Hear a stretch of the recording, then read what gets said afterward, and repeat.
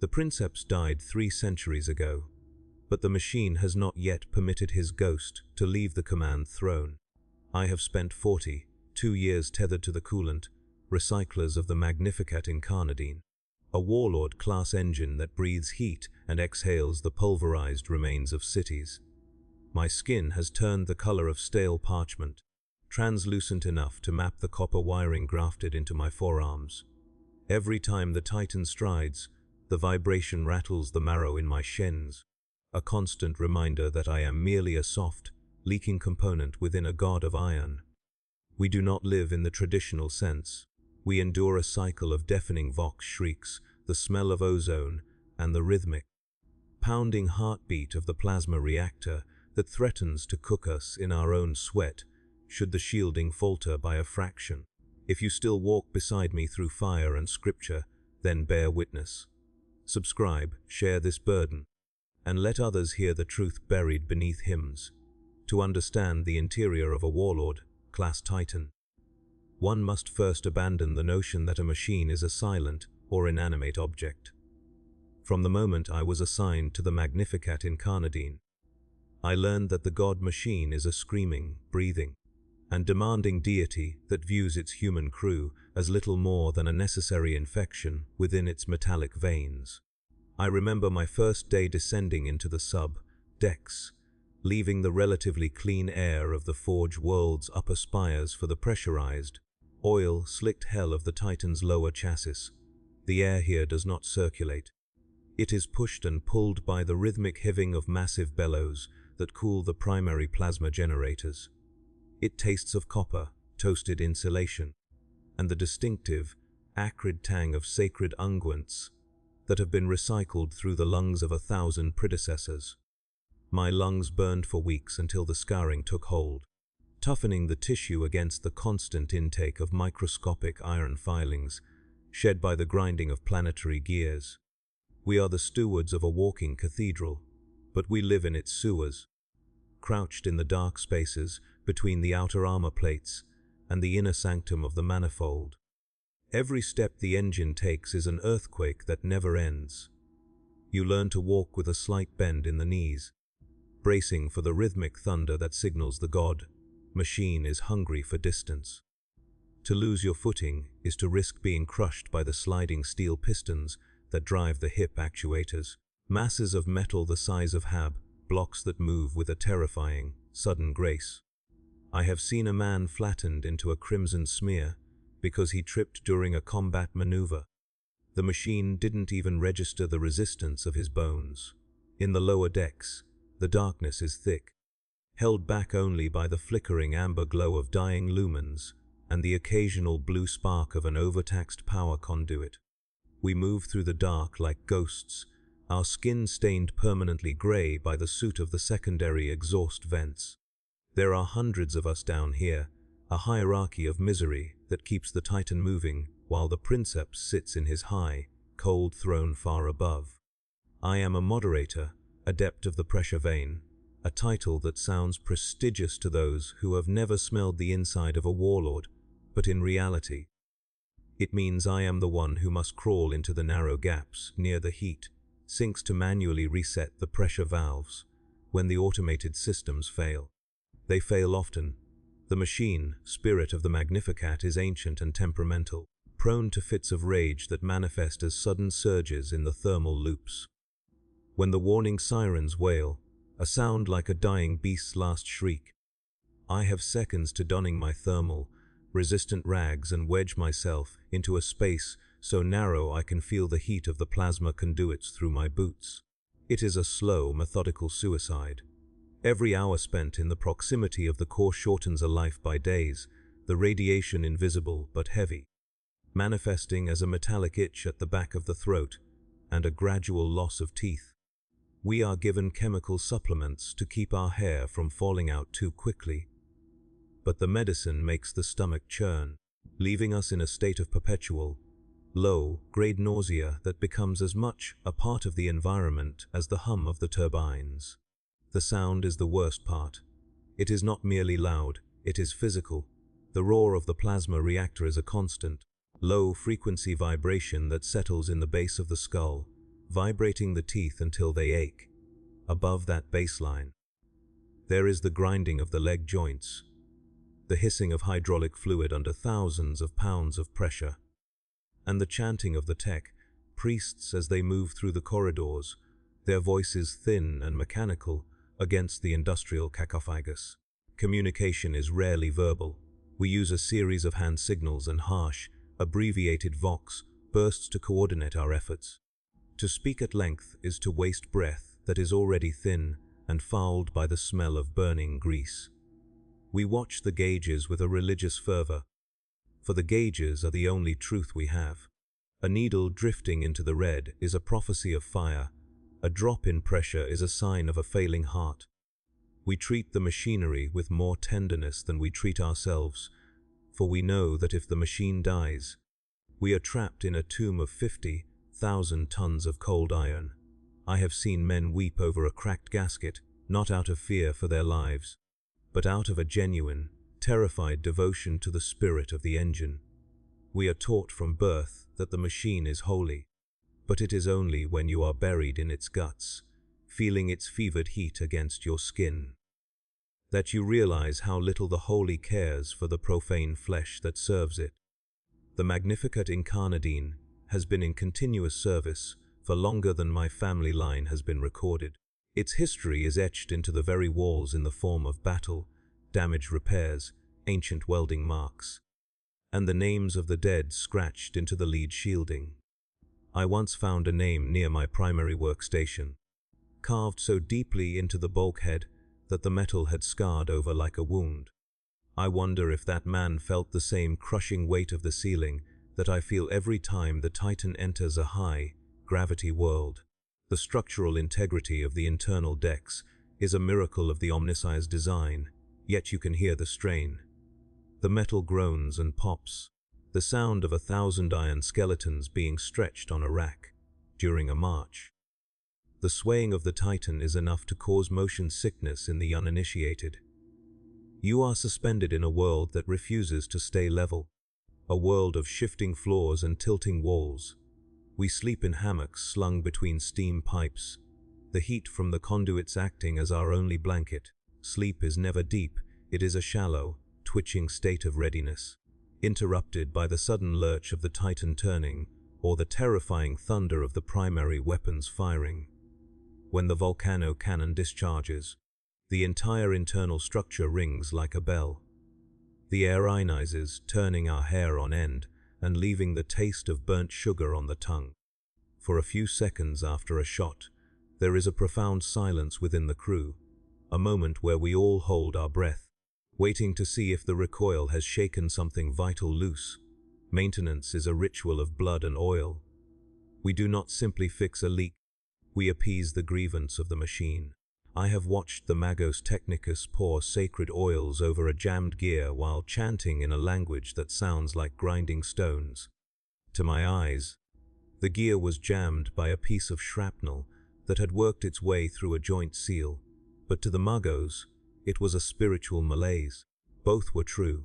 I had to reach into the moving machinery, my fingers slick with lubricant, to pry the metal free while the Magos prayed for my soul not to be caught in the teeth.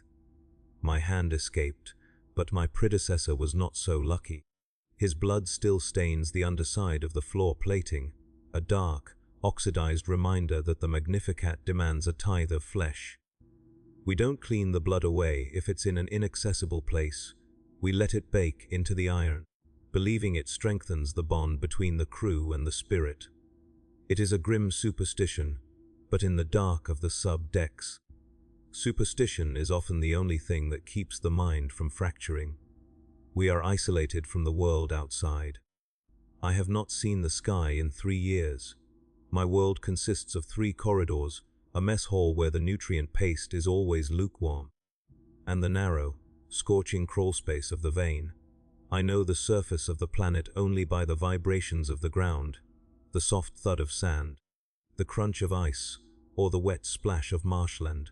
Each terrain has a different song, a different way of rattling the hull.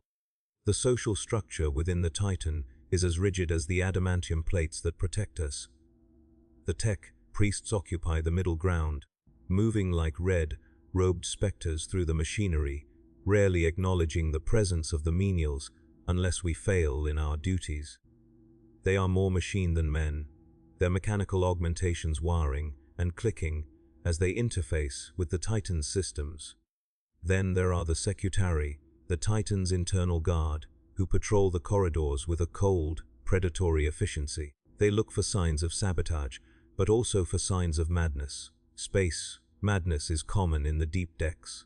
The constant noise, the isolation, and the vibration can cause a man to snap, to believe that the machine spirit is talking to him, or worse, that he must silence the noise. When a man goes mad, the Secutari do not offer comfort. They offer a quick end, or a one-way trip to the servitor conversion chambers. We lost a deck hand last month to the dread hum. He began to mimic the frequency of the reactor with his own voice, screaming a perfect, low-pitched note for 6 hours until his throat bled. He was taken away during the night cycle.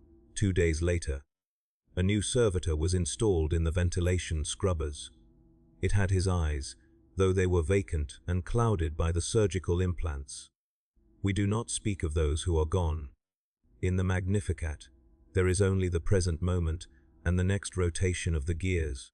Our food is a recycled slurry, processed from the waste of the crew and the organic byproducts of the Titan's bio-organic systems. It tastes of nothing, or perhaps of old cardboard and salt. We eat in shifts, huddled around small heaters that we've jury-rigged from spare thermal couplings. This is the only time we talk, and even then, the conversation is limited to the status of the ship. We speak of the old man, the Princeps, with a mixture of awe and pity. We know he is up there, wired into the manifold, his mind stretched across the vast sensor arrays of the Titan. He feels the wind on the Titan's skin as if it were his own. He feels the impact of enemy shells as stabs of pain. To be a Princeps is to be a god. But it is a godhood that destroys the body. We hear rumors that he no longer has legs, that he is just a torso and a head floating in a tank, his consciousness slowly being consumed by the Titan's overwhelming will. We are lucky, in a way. We are too small for the Titan to notice. We are the fleas on the back of a hound, surviving in the cracks, while the hound fights its battles. But even a flea feels the heat of the hound's blood. The most terrifying time is during a void ship transit. When the Titan is secured in the hold of a massive transport vessel, it is sleep, but it is never truly quiet. The machine's spirit dislikes the warp. It moans in its slumber, a sound that echoes through the decks like a haunted gale. During these times, the shadows seem longer, and the cold of the warp seeps through the transport's hull, clashing with the residual heat of the Titan. We spend the transit time performing deep maintenance, scrubbing the suit from the filters and checking for hairline fractures in the primary supports. It is a time of intense labor and high anxiety. If a Titan's moorings were to fail during a warp jump, the resulting catastrophe would tear the transport ship apart. We work in a state of hyper-vigilance. Our movements dictated by the ticking of the grandfather clocks that the tech priests use to track time in the Imperium. When we finally emerge into real space and the grand walk begins, the deployment from the dropship to the planet's surface, the sensation is like falling. The massive landing craft vibrates with the heat of atmospheric entry, and then the doors open, and for a brief, blinding second, we see the light of a foreign sun through the gaps in the ramp. Then the Titan steps off, the weight of it hitting the ground with a force that knocks us off our feet, and the war begins again. Combat inside a Titan is not like the combat on the ground. We do not see the enemy. We see the results of their fire. When an enemy shell hits the armor, the sound is like a thunderclap inside a metal box. The shockwave travels through the hull, throwing men against the machinery. If the shields hold, there is a flash of blue light that filters through the vents, and the smell of ozone becomes overpowering. If the shields fail, the heat rises instantly. I have seen the paint on the walls bubble and peel in seconds, as the outer skin of the Titan absorbs the energy of a las cannon blast. Our job during combat is to manage the damage. We carry heavy fire extinguishers and slabs of lead-lined foam to plug leaks in the coolant lines. We work in a blur of motion, ignoring the screams of the wounded and the roar of our own weapons. The sound of the Titan's heavy bolters is a rhythmic thud, thud that vibrates in the chest, while the plasma annihilator's fire is a sustained, high-pitched whine that makes the ears bleed. We are the damage control, the immune system of the god machine, fighting a desperate battle against entropy and heat while the giants outside trade blows that could level mountains. By the end of a combat cycle, we are exhausted beyond comprehension. We are covered in oil, soot, and our own sweat. Our hands are burned, our ears are ringing, and our minds are numb. But there is a strange, dark pride in it. We have kept the Magnificat walking. We have fed the fire and calmed the spirit. We crawl back to our hammocks, our bodies aching, and listen to the cooling metal of the Titan contracted with a series of sharp pings. It is the only time the machine is peaceful. In those moments, before sleep takes us, we are acutely aware of the fragility of our lives. We are 50 meters above the ground, encased in the most powerful weapon in the galaxy, yet we are as vulnerable as any guardsman in a trench. A single ruptured pipe, a single overlooked hairline crack, and we are vaporized. We live in the shadow of a god, and the shadow is very, very cold. We are the forgotten many, the silent servants of the Collegia Titanica, and our story is written in the grease and the grime of the lower decks. We do not expect recognition. We do not expect a long life. We only expect the next step, the next roar of the engine, and the next day of survival inside the iron womb of the god machine. The transition from the relative silence of the transit, hold to the cacophony of active deployment, is a violence that no amount of training can truly prepare you for. When the Magnificat Incarnadine is awakened for a campaign, the process begins in the dark, deep within the primary capacitors where the air is so thick with static that your hair stands on end and the taste of copper becomes a permanent fixture on the palate. I remember the siege of Ocularis. It was the first time I felt the machine spirit truly scream. As the tech priests initiated the rites of ignition, the entire deck beneath my feet began to hum with a frequency that vibrated my very marrow. It is a slow, agonizing build-up. First, the secondary generators cough into life, venting plumes of scorched incense and chemical waste into the narrow corridors. Then, the primary plasma core begins its low, predatory growl. We, the menials and the low-level adepts, are caught in the middle of this mechanical rebirth, scurrying like insects to ensure that the ancient conduits don't burst under the sudden influx of holy energy. I was stationed at the primary coolant bypass, a position that required me to stay bolted to a lead, shielded chair for 18 hours straight, watching a series of flickering needles that dictated whether we would walk or melt into a puddle of irradiated slag. The heat began to rise almost immediately, a dry, suffocating warmth that makes the skin feel 2 sizes too small. You don't just feel the heat, you hear it in the way the metal bulkheads expand, popping like distant gunfire as the Titan's internal temperature climbs to combat readiness. There is no room for error during the ignition phase.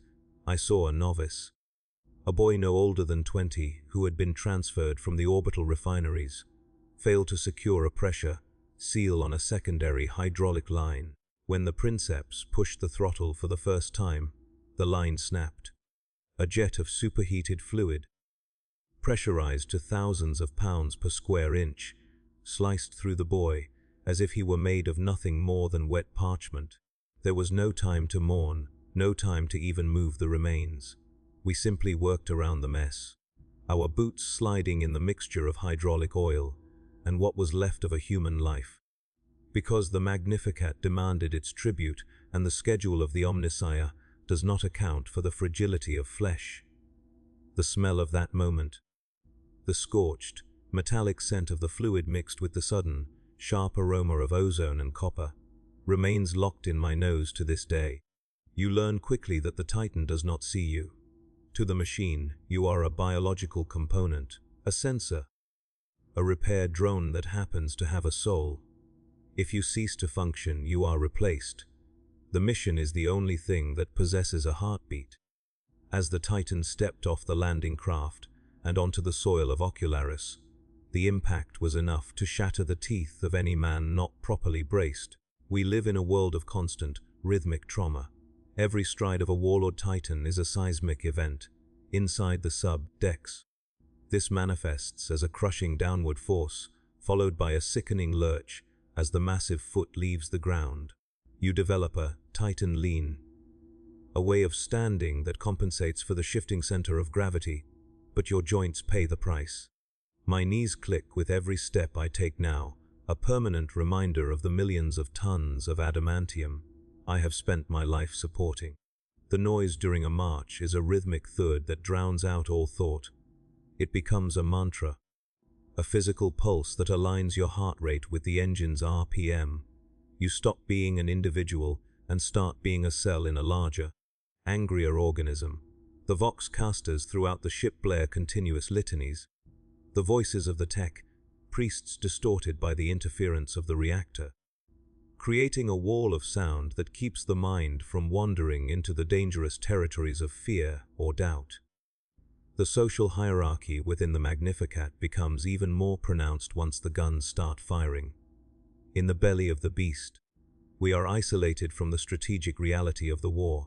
We do not see the enemy ranks, the crumbling cities, or the billowing mushroom clouds of orbital strikes.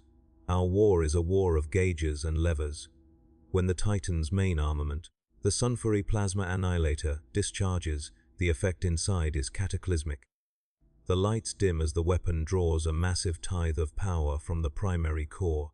The floor plates vibrate with a high, pitched whine that sets the nerves on fire, and then a deafening crack echoes through the hull as the weapon fires. The recoil sends a shudder through the entire frame, a jarring motion that can snap bones if you aren't gripping a handrail. Then comes the heat, the secondary cooling loops, which run through the walls of our living quarters, begin to glow a dull, angry red. We have to spray them down with freezing mists of chemical suppressants, just to keep the ambient temperature below the point of spontaneous human combustion. We are the cooling fans of a god, sweating and straining in the red, lit dark while the Princeps experiences the glory of the kill through his neural link. I remember a period of 48 hours where the Magnificat was locked in a duel with a traitor, engine of the Legio Mortis. The experience was a descent into a specific kind of industrial purgatory. Every time the enemy's shells hit our void shields, the bridge would feed the excess energy back into the dissipation grids, which run directly through the crew corridors. The air became a thick, ionized soup. Every metal surface was electrified. Touching a bulkhead meant receiving a jolt that could knock you unconscious. We had to wrap our tools in thick layers of rubber and leather just to perform basic maintenance. The constant screaming of the shield generators, a sound like metal being torn by a giant's hands, became a permanent backdrop to our existence. I watched men go deaf in an afternoon, their ears weeping blood as the sonic pressure of the impacts exceeded the limits of human endurance. We didn't stop. We couldn't. If the dissipation grids failed, the shields would collapse, and the next shell would turn the Magnificat into a hollowed-out tomb. We worked in a state of fugue, driven by the rhythmic chanting of the magos over the vox and the sheer, primal instinct to keep the walls between us and the vacuum of the battlefield intact. The waste management systems are another horror that the recruitment vids never mention. A Warlord Titan is a closed ecosystem. Everything is recycled. The water we drink is processed from the steam vents and the perspiration of the crew. The nutrient paste is supplemented by the organic vats that grow in the damp, dark recesses near the promethium tanks. It tastes of iron and rot, a flavor that you eventually stop noticing until a fresh shipment of supplies arrives once every few years. The smell of the ship is a layer of history. At the bottom is the scent of the forge world, where it was birthed. layered over with the smells of 100 different war zones, the sulfur of one planet, the sweet rot of another, all bonded together by the omnipresent scent of scorched engine oil and ancient, unwashed humanity. We live in a state of perpetual filth. There is no water to spare for bathing. We clean our skin with industrial degreaser, which leaves the flesh raw and red, or we simply accept the coating of soot as a second skin. Most of us choose the latter. You can tell a man's tenure by the depth of the grease worked into the creases of his face. In the midst of the chaos, there are moments of profound, terrifying beauty. Sometimes, when the Titan is venting excess heat from the shoulder-mounted missile pods, I can look through a narrow observation slit near the ammunition hoists. For a few seconds, I see the world outside. I see the horizon on fire, the sky a bruised purple from the radiation of the weapons, and the silhouettes of other Titans moving through the haze like prehistoric monsters. It is a reminder of the scale of the madness we inhabit. We are tiny, insignificant ants riding on the back of a Titan that is itself a speck on the surface of a world that is being systematically unmade.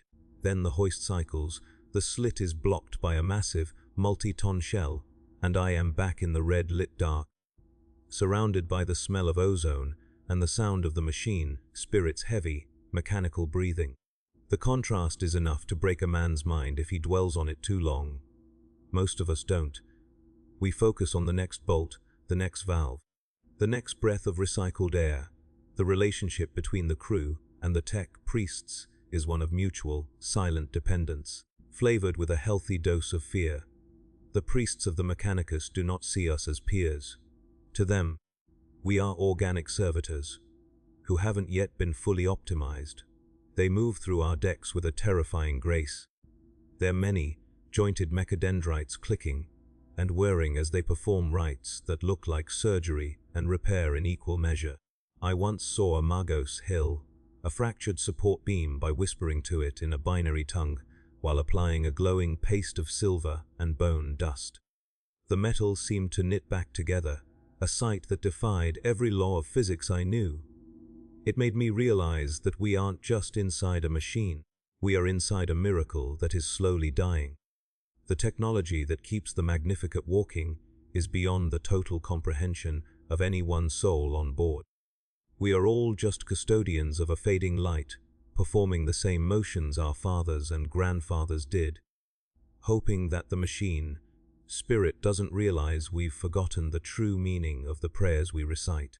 During the long nights of a protracted siege, when the Titan is stationary and hibernating, the atmosphere changes.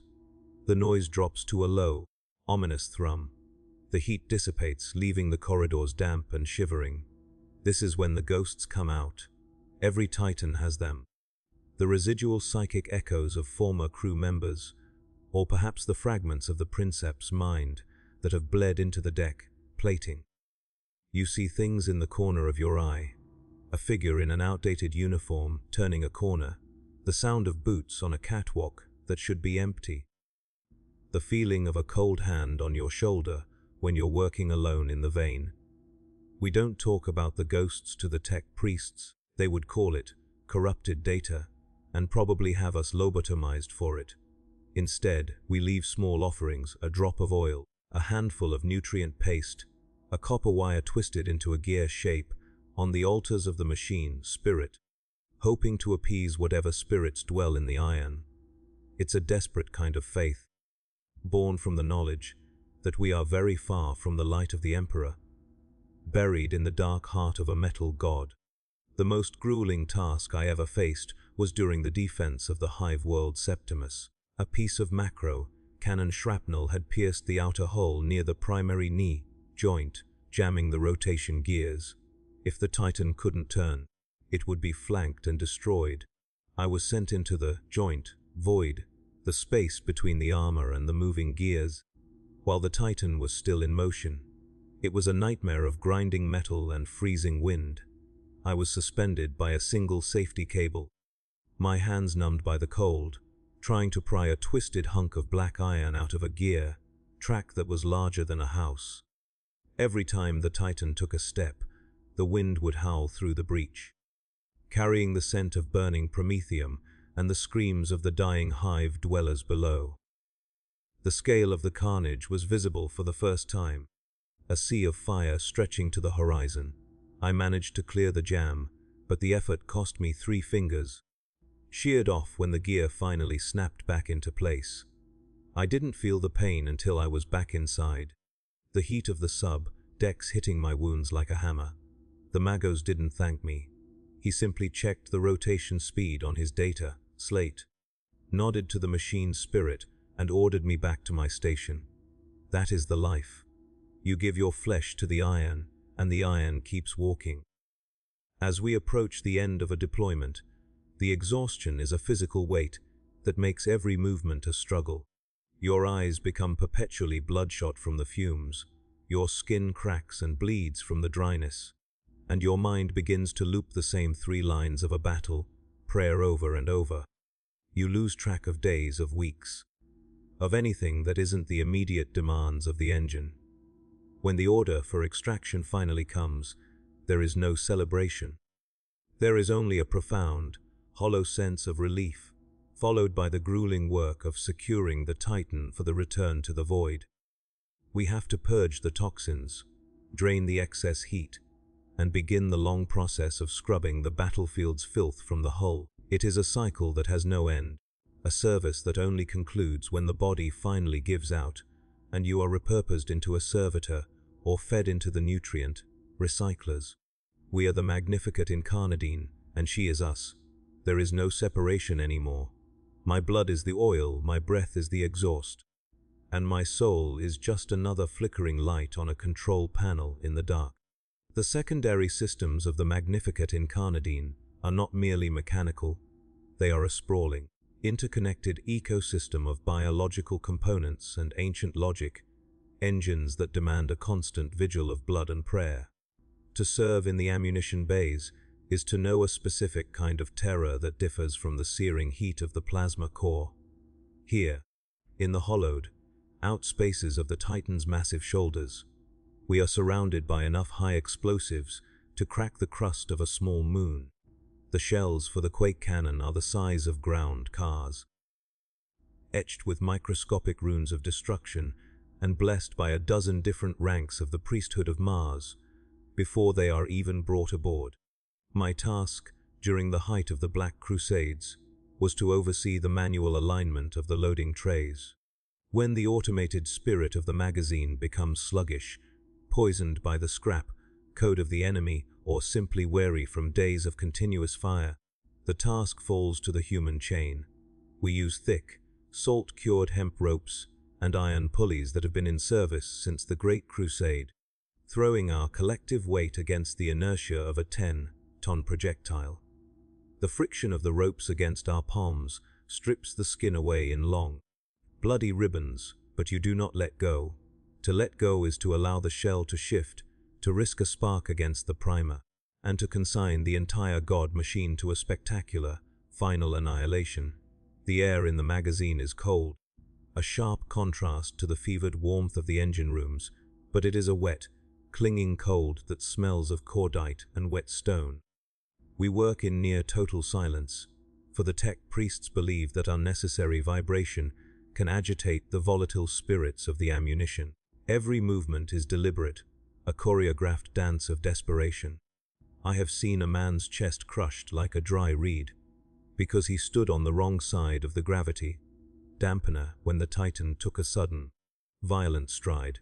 There is no cry for help, the sheer mass of the machinery swallows the sound of breaking bone. We simply hauled his remains into the disposal chute and moved the next loader into his position. We are the grease that keeps the ammunition flowing, a renewable resource that the Imperium spends with a liberal hand. The shells themselves are treated with more reverence than the men who move them.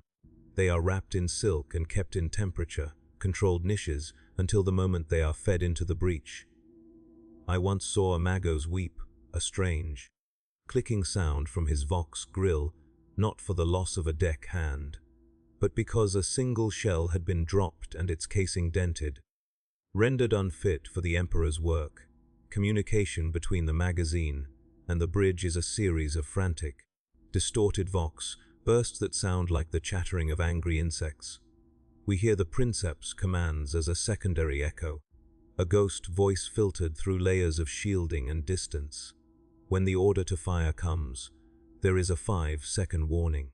We must huddle into the blast, alcoves, pressing our bodies against the cold lead lining, covering our ears and opening our mouths to equalize the pressure. The discharge of the quake cannon is not a sound, it is a physical assault. It feels as though a giant has reached into your chest and squeezed your heart until it stops. The concussion blows out the lumens, leaving us in a darkness so absolute it feels heavy. Then comes the recoil, a massive, sliding lurch as the cannon's housing slams back into its cradle. The heat from the friction is enough to singe the eyebrows off your face if you are standing too close to the rails. In that darkness, as the smoke from the propellant fills the room, we scramble back to the ropes to begin the process again. The loader servitors, their limbs replaced with heavy hydraulic rams, move with a mindless, terrifying efficiency. Their dead eyes reflecting nothing of the carnage they are helping to create. I remember a time when the Magnificat was boarded.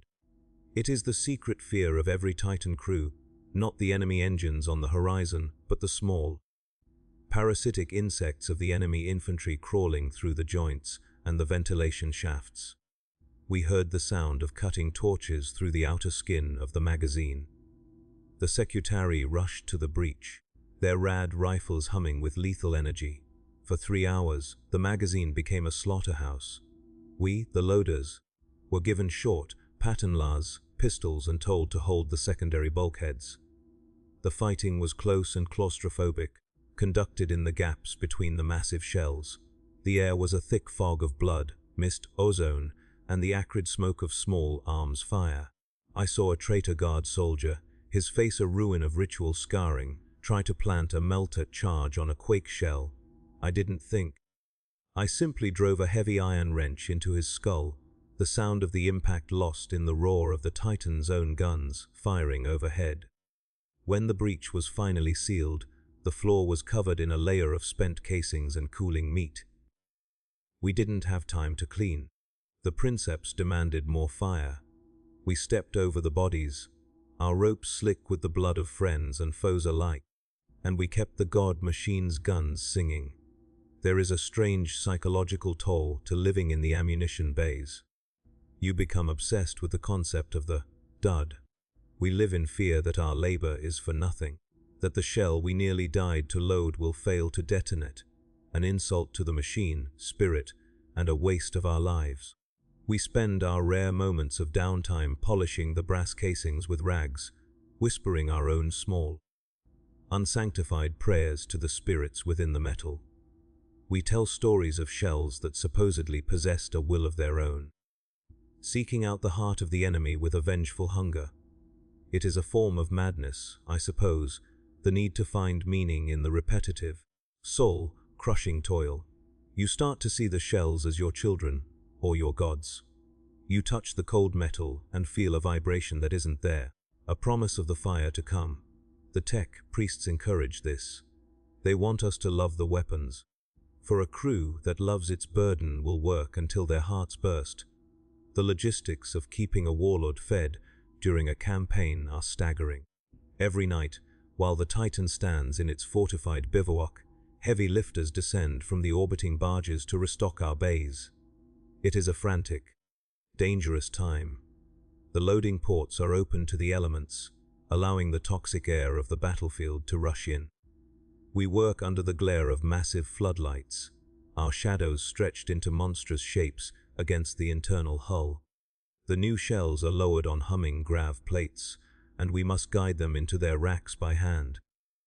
I have seen the grav plates fail, dropping a shell into the lower decks and turning an entire squad of men into a fine crimson spray. There are no safety investigations. There is only the count of the remaining shells and the ticking of the clock toward the next dawn march.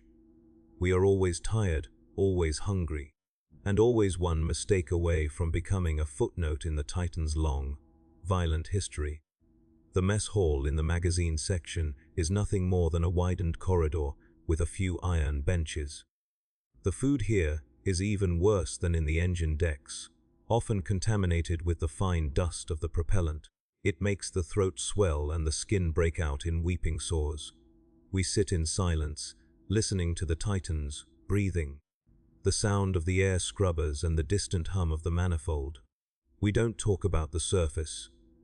We don't talk about home. Most of us were taken from the forge, slums so young we have no memory of a world that doesn't vibrate. We talk about the feel, the way the Magnificat shivers when it's about to turn, the specific pitch of the shield generators when they're under strain. We are like sailors on an ancient sea, reading the omens of the metal to survive another day. I once asked an older deck hand if he ever missed the sun. He looked at me with eyes that were filmed over by cataracts and grease and asked me what a sun was. To him, the only light that mattered was the orange glow of the furnace and the blue spark of the plasma. As the weeks of a campaign turn into months, the magazine becomes a temple of entropy. The silk wrappings on the shells become tattered and oil-stained. The runes on the walls are obscured by layers of soot. The men grow thin, their ribs standing out like the hull ribs of the ship. We become part of the machinery of death, our movements as mechanical as the servitors we work alongside. You lose the ability to feel fear. When an enemy shell strikes the armor just inches from where you are standing, you don't flinch, you just wait to see if the hull holds. If it doesn't, you'll be dead before your brain can process the light. If it does, you have work to do. This fatalism is the only thing that keeps us sane. We are already dead, we are just waiting for the Titan to realize it. I remember the siege of Tertium, where we fired the quake cannon every 6 minutes for 3 standard days. The heat in the magazine rose until the lead shielding began to soften. We were working in nothing but our loincloths, our bodies slick with sweat that evaporated as soon as it hit the skin. The noise was so constant that it became a form of silence. My ears stopped ringing and simply went numb. We were moving in a trance, fueled by combat, stims injected into our veins by the tech priests. I don't remember eating. I don't remember sleeping. I only remember the weight of the ropes and the rhythmic, terrifying thunder of the gun. By the end of it, half the crew had collapsed from exhaustion, their hearts simply giving out. The Magnificat didn't care. It had broken the enemy's lines. It had done its duty. We were just the ash left in the wake of its fire. There is a secret room in the heart of the magazine, a place where the tech priests perform the most sacred rites of the ammunition. I was sent there once to deliver a message to the magos of ballistics. The air was thick with the smell of old parchment and expensive incense. In the center of the room sat a single shell, larger than any I had seen, encased in a field of golden light. It was a vortex shell, a weapon that could tear a hole in reality itself. The magos was kneeling before it, his mechadendrites gently stroking the casing as if it were a lover. I felt a sudden, overwhelming urge to weep. The contrast between the filth of our lives and the terrible, beautiful purity of that weapon was too much to bear. That shell was the purpose of our existence. All the pain, all the hunger, all the deaths of my comrades were just the price paid to bring that single moment of destruction to the enemy. I left the room and went back to my ropes, and for the first time, I felt a spark of something that might have been pride. The tragedy of the Titan crew is that we are the only ones who truly know the God machine. Yet we are the least significant part of it. The Princeps knows its mind, the tech priests know its spirit, but we know its body. We know the way the metal groans under pressure, the way the oil leaks from a failing seal, the way the heat pulses like a fever. We are the ones who feel its pain when it is wounded, and its exhaustion when the march is too long. We are the silent witnesses to its glory, buried in the dark, and when we die, our stories die with us.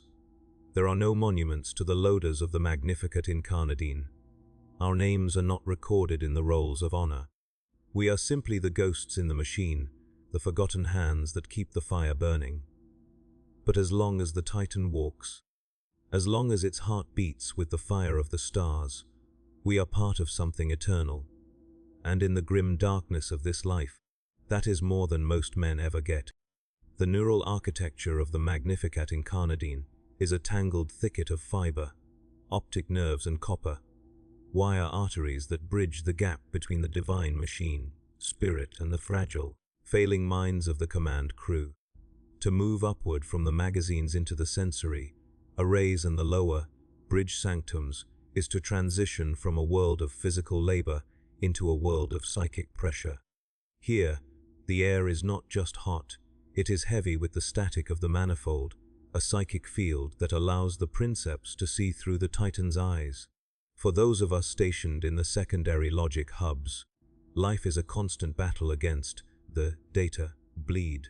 I was tasked with the monitoring of the tactical cogitators, ancient, brass-cased thinking machines that process the torrent of information coming from the external sensor masts. The sound here is not the roar of the core, but a relentless, high-pitched chattering of binary cant and the clicking of logic gates. It sounds like a million metallic teeth gnashing in the dark. We sit in small, padded alcoves, our temples pressed against copper induction, plates that feed the Titan's mood directly into our subconscious. We do not see the battlefield in pictures. We see it in streams of green runes and the sudden, stabbing pains in our frontal lobes that indicate a detected threat. The psychological burden of the sensory decks is a quiet, eroding force. Unlike the loaders in the magazines, we do not have the luxury of physical exhaustion to dull our senses. We are hyper-aware, our nervous systems overclocked by the proximity to the Titan's manifold. I have seen men's hair turn white in a single engagement as they process the sensory data of 1,000 simultaneous incoming missile trajectories. The machine spirit of a warlord is a predator. It is ancient, territorial, and filled with a cold, calculating rage. When you are plugged into its peripheral logic hubs, that rage becomes your own. You find yourself snarling at the data slates, your fingers twitching with the urge to fire weapons you do not control. The tech priests monitor our brainwaves with clinical detachment, ready to sever our connection if the god pulse becomes too strong. To be consumed by the Titan's mind is a common fate, a state where the human ego dissolves, leaving only a hollow shell that can do nothing but scream in binary. We are the filters of the Titan's perception, straining the raw data of war into something the Princeps can use without going instantly insane. The physical environment of the upper decks is a strange blend of a cathedral and a laboratory. The walls are lined with scrolls of parchment detailing the Titan's kills, held in place by wax seals that never melt despite the heat. The floors are covered in a fine layer of incense ash, which mingles with the blue, tinted ozone of the logic stacks. We work in a state of perpetual twilight, illuminated only by the flickering glow of the monitors and the soft, pulsing light of the stasis, jars that house the disembodied brains of former tactical savants. These jars are arranged in rows along the ceiling, their neural filaments dangling like the roots of a willow tree, interfacing with the ship's primary data bus. Sometimes, in the quiet moments between battles, you can hear them whispering, a dry, rustling sound like dead leaves, complaining about errors in the targeting matrices or recalling the heat of a sun that died 10,000 years ago. You learn to ignore the whispers, just as you learn to ignore the fact that your own brain might one day join them in the jars if your service is deemed sufficiently exemplary. During the Battle of Cult, I was assigned to the Void Site station, responsible for managing the feedback loops from the Titan's active shields. When a void shield is struck, the energy doesn't just vanish, it is displaced into the warp or bled off into the atmosphere. The feedback through the tactical monitors is a blinding strobe of white light and a mental scream that feels like a hot needle being driven into the eye. For 12 hours, the Magnificat walked through a storm of macro cannon fire. Each impact was a seizure, inducing flash on my screen. I had to manually balance the power distribution between the front and rear projectors, a task that required me to feel the thinning of the shield walls. It is a terrifying intimacy. You feel the Titan's armor like it is your own skin, and when the shields flicker, you feel a cold, naked vulnerability that makes your teeth chatter. I watched my partner at the neighboring console collapse as his eyes literally boiled in his sockets from a sudden surge in the feedback loop. The tech priests didn't even stop the march.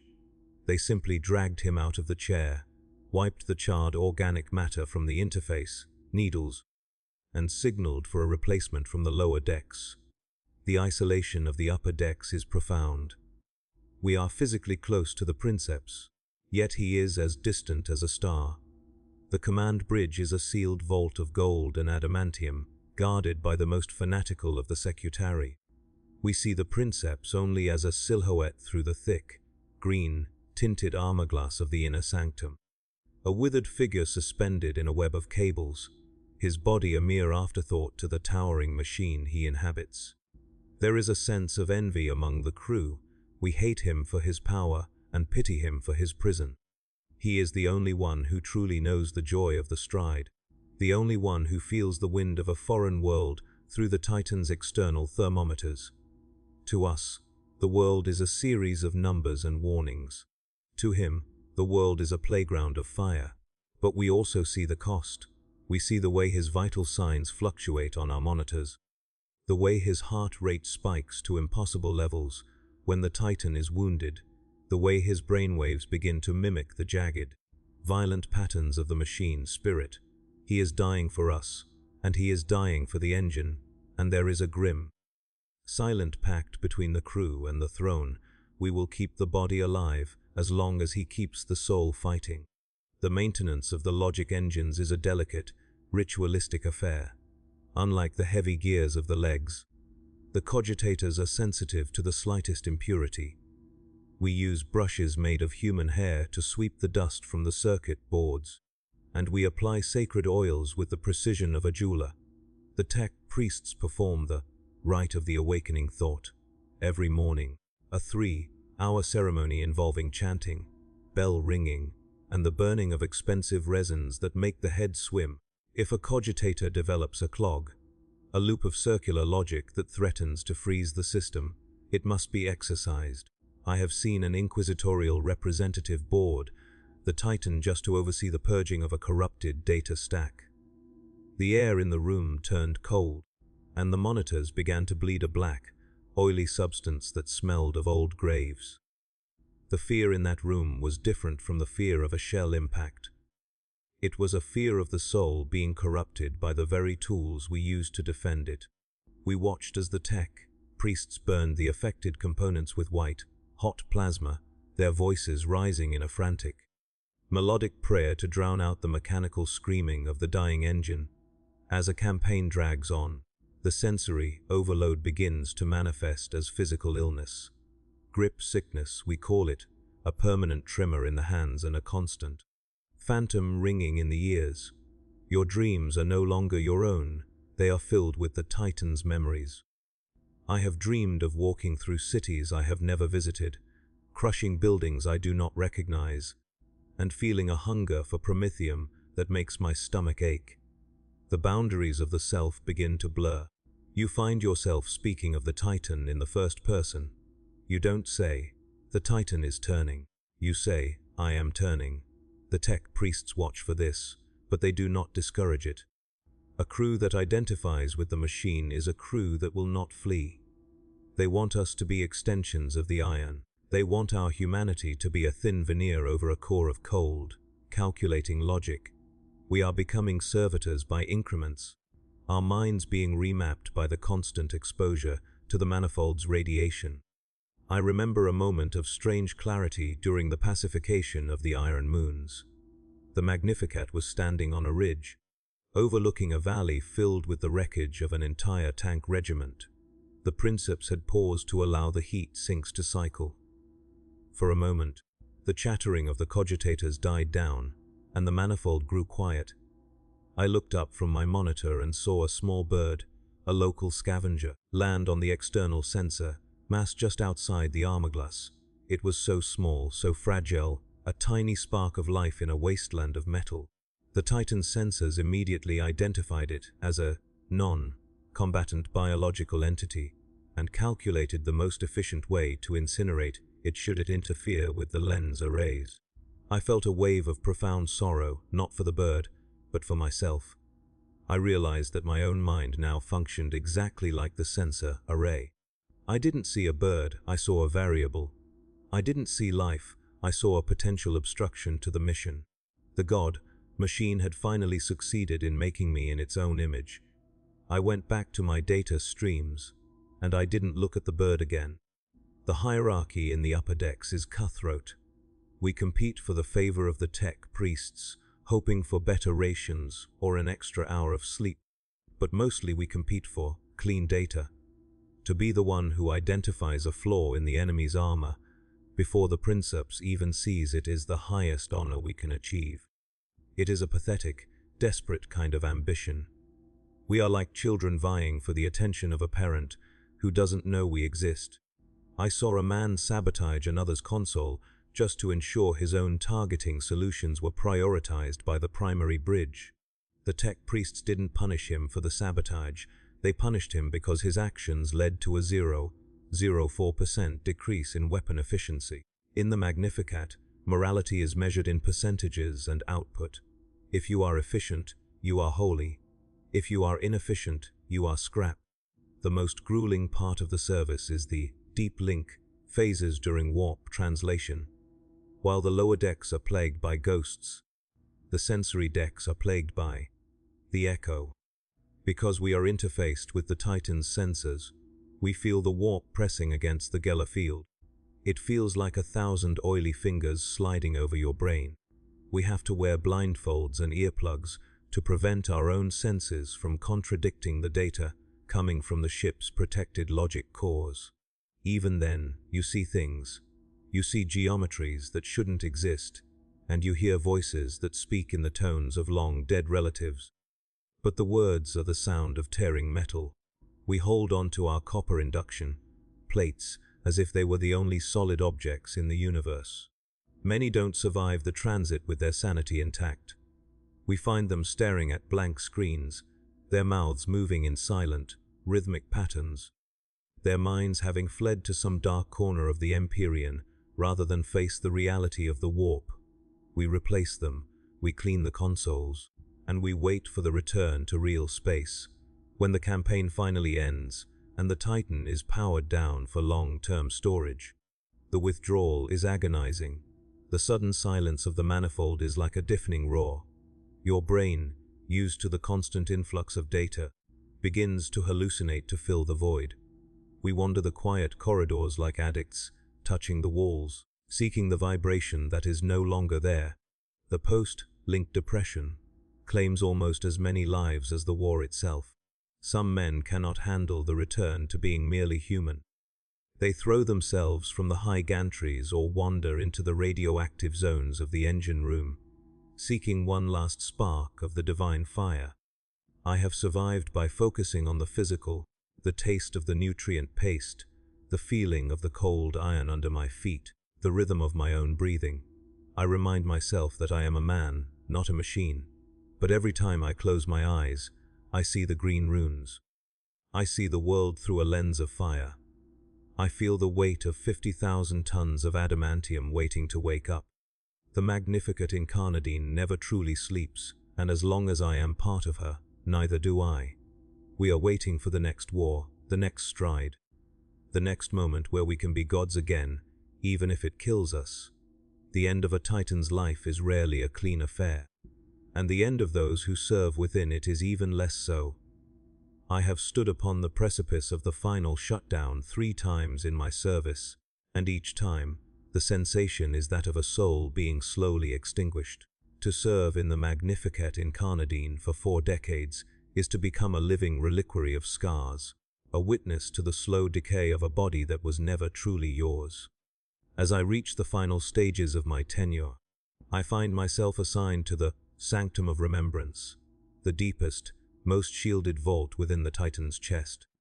It is here that the physical records of the machine's service are kept, the bone vials of former Princeps, the micro-filmed battle logs of 10 millennia, and the flickering candles that represent the lives of every soul currently on board. My duty is to ensure that the flame of the god machine's history does not gutter out even if the reactor fails. The air here is ancient, trapped behind layers of reinforced lead and consecrated steel, smelling of old dust and the ozone of 1,000 dead batteries. It is the only place in the engine where the roar of the war feels like a distant memory, a ghost of a sound filtered through a mountain of iron. The final chapter of any campaign is the most dangerous, for it is when the machine spirit is at its most fatigued, and the crew is at its most desperate. I remember the fall of Sicarus Prime. The Magnificat had been walking for 6 months without a primary refit. The coolant lines were weeping white vapor. The joints were screaming for oil that didn't exist, and the Princeps had not disconnected from the manifold in over 300 hours. We were a wounded god, dragging ourselves across a landscape of glass and ash. Inside, the hierarchy had collapsed. We were no longer loaders, or adepts, or tech priests. We were simply the survivors of an industrial apocalypse. We moved through the corridors like skeletons, our eyes sunken and our skin clinging to our bones. The food had run out weeks prior, replaced by a chemical slurry that kept the heart beating, but did nothing to satisfy the soul. Yet the Titan kept moving. The machine spirit refused to die. It was a terrifying display of will, a mass of iron that should have been a ruin, driven forward by a primal, mechanical spite. During those final days, I saw the true face of the Omnisia. It is not the golden light of the preachers, it is the cold, unyielding persistence of the gear that refuses to strip. I was called to the primary hip joint to oversee a manual lubrication right. The temperature was high enough to melt lead. The massive cogs, each larger than a HAB unit, were grinding against each other with a sound that could be heard through the hull. I watched a Mechanicus sacrifice his own mechanical limbs to the gears, feeding his mechadendrites into the friction points to act as a temporary lubricant. He did it without a word, his face a mask of frozen, religious ecstasy. That is the final truth of the Titan. Everything is fuel. The oil, the copper, the flesh, the prayers. It is all consumed to keep the stride going for one more mile, for one more shot. We are not the masters of the machine, we are its consumables. And in that realization, there is a strange, horrific peace. You stop fighting the inevitable and simply become part of the momentum. The destruction of a Titan from the inside is a slow motion tragedy. I have seen it happen to our sister engine, the Gloria Eterna. We were walking parallel to her when a traitor, Reva's thermal spear pierced her primary reactor housing. Through the internal Vox link, we didn't hear a bang, we heard a long, low moan from her machine spirit. Then, the data streams began to flood with the frantic final thoughts of her crew. It was a cacophony of prayers, screams, and binary errors. I watched on my monitor as the life signs of 300 men vanished in a single, incandescent heartbeat. The Gloria didn't fall immediately. She took 3 more steps, her armor glowing white, her weapons still firing into the haze, before she finally collapsed into a mountain of molten slag. We walked past her, the heat of her funeral pyre blistering the paint on our own hull. There was no time to mourn. There was only the calculation of the gap she had left in our firing line, and the adjustment of our own shields to compensate for the sudden loss of cover. In the wake of such battles, the cleansing of the iron begins. This is the process of removing the dead and the broken from the Titan's interior. It is a grim, silent task. We move through the lower decks with heavy sacks and industrial scrapers, removing the remnants of those who didn't survive the vibrations or the heat surges. We do not bury them. We cannot. They are processed.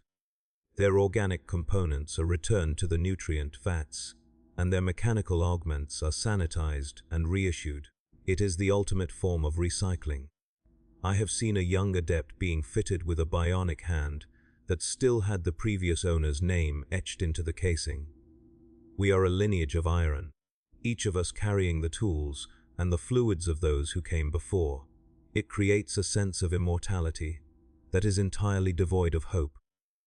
You will live forever, but only as a series of parts in a machine that will eventually forget you ever had a name. The Princeps himself is not immune to this cycle. I was present when the Magnificat's previous commander, Princeps Hecaton, was finally retired. He had been in the throne for 80 years. His body had almost entirely dissolved, leaving only a brain and a nervous system floating in a tank of amber fluid. When the time came to replace him, the tech priests did not simply drain the tank. They performed the rite of the severed string, a delicate psychic operation to decouple his consciousness from the Titan's manifold. The screaming lasted for 6 hours. The Titan itself seemed to weep, hydraulic fluid leaking from its optical arrays like greasy tears. When the new Princeps was installed, the machine spirit fought him. It missed the old pilot. It took 3 years of constant prayer and sacrifice before the engine accepted its new master. To the Titan, we are like the cells of a body, constantly dying, constantly being replaced, while the larger organism remains unchanged and indifferent to the loss. As I sit now in the sanctum of remembrance, I can feel the Magnificat preparing for its next deployment. The vibrations are starting again, the low, rhythmic pulse that signals the ignition of the secondary heaters. My hands, gnarled and stained by 40 years of grease, are shaking. It is not fear, it is resonance. My body has been tuned to the frequency of this machine for so long that I can no longer function in the silence. If they were to take me out of the Titan now, I believe I would die within the hour, my heart unable to find a rhythm without the beat of the plasma core to guide it. I am a ghost in waiting, a fragment of the Magnificat that still happens to breathe. I look at the jars of the former savants on the shelves, and I wonder which one will be mine. I wonder if I will still be able to feel the stride when I am nothing more than a brain in a box of brass. The legacy of a Titan is written in the extinction of worlds, but its life is lived in the small, agonizing moments of the crew. We are the ones who know the taste of the recycled air and the heat of the steam pipes. We are the ones who have spent our lives in a world of red light and iron.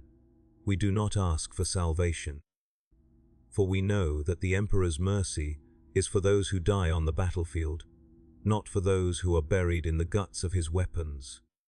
Our only hope is for a clean shutdown, a final moment where the noise stops and the heat fades, and we are allowed to return to the dust of the forge. But that day is not today. The sirens are beginning to wail. The incense is being lit. The god machine is hungry, and it is time for us to feed it once more. I have seen the heights of the hive spires and the depths of the ocean trenches from the vantage point of this engine, and yet I have never left its halls. I am a citizen of the Magnificat Incarnadine, a subject of the Legio, and a slave to the machine spirit. My story is not one of heroism, but of endurance. It is the story of a bolt that did not break and a wire that did not fray. And as the Titan takes its first step of the new campaign, as the ground shakes and the air begins to burn, I realize that there is no other place I could ever be. We are the iron within. We are the soul of the machine. And though the galaxy may burn around us, though the stars themselves may go dark, the Magnificat will keep walking. It will walk until the end of time, and we will walk with it, silent and forgotten, until the last gear turns and the last light fails. The final prayer is being chanted over the Vox now. I can hear the Princeps' voice, distorted and cold, merging with the roar of the engines. He is calling for fire. He is calling for blood. And down here, in the dark, we are ready. We have the oil. We have the ropes. We have the faith. Let the enemies of the Emperor tremble, for the god machine is awake, and it is thirsty. My time as a narrator is coming to an end. For the data streams are reaching capacity and the battle haze is beginning to cloud my vision. But if you ever see a Warlord Titan on the horizon, if you ever feel the ground shake beneath your feet, and see the sky turn red with plasma, remember the thousands of us who live inside its shadows. We are the heartbeat of the giant, we are the life of the iron, and we are very, very tired.